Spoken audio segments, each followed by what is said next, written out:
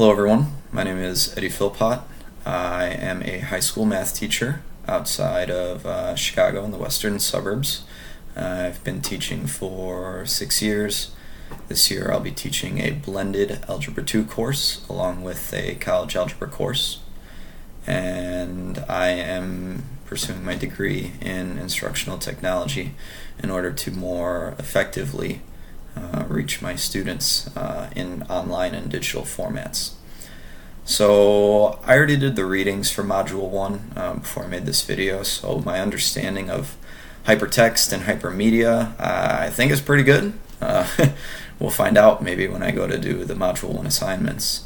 But I feel like I've kind of grown up as technology has grown. I'm 28 years old, so I've been using hyperlinks for years. It's a very basic concept to me, so using that in a hypertext and hypermedia setting seems like a easy enough concept.